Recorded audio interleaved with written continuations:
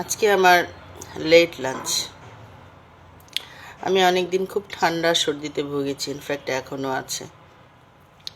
খুব খারাপ অবস্থা দিয়ে গেছি, জ্বর, ঠান্ডা, শ্বাস নিতে পারি না, এই জাতীয় প্রবলেম। তা যাই হোক, দুপুরে খেতে ইচ্ছা করতো না এত কয়টা দিন। আজকে প্রথম খাচ্ছি 7-8 দিন পর।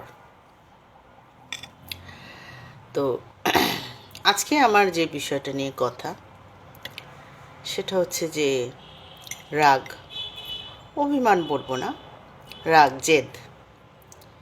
আমার শুভানুধ্যায়ীরা সবসময়ই আমাকে জিজ্ঞাসা করে, আচ্ছা আপু, তোমার কি রাগ হয় না? আমার উত্তরটা হচ্ছে ভীষণ রাগ হয়। আমিও কিন্তু রেগে যাই, কিন্তু রিয়্যাক্ট করি না।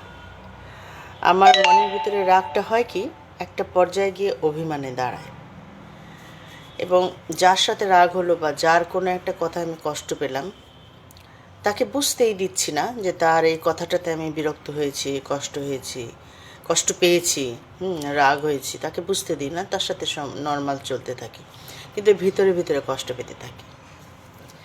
তো অনেক আমার তো মানে এই বিষয়গুলো নিয়ে আমার চিন্তা করতে করতে একটা সময় এসে আমি বুঝতে পারলাম, আমি এই ফিলিংটা ধরে রাখতে রাখতে কেমন একা হয়ে যাচ্ছি, একদম একা। পৃথিবীর সাথে আমার সংযোগ কমে যাচ্ছে।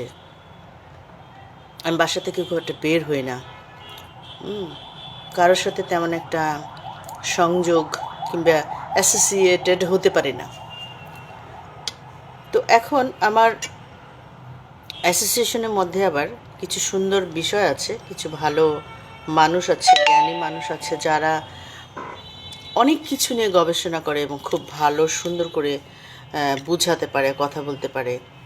তাদের কারো কাছ থেকে জেনেছি যে এই রাগ কিংবা কষ্টটা ধরে রাখলে এই পৃথিবীর মায়া ত্যাগ করা খুব কঠিন। তাহলে কি করতে হবে? মায়া ভুলতে হবে। প্রশ্নটা আমারও ছিল যে রাগ ভুলতে হবে, প্রশ্নটা আমারও ছিল, রাগ তাহলে কিভাবে ভুলে যাব? তো ওনাদের কথা হলো, আমিও ফিল করেছি যে আসলে আমার যে রাগ, এই কষ্টটা আমি আমার যে সৃষ্টিকর্তা মহান আল্লাহ তাআলা, যাকে আমি মানি, বিশ্বাস করি, তার কাছে ট্রান্সফার করে দিই।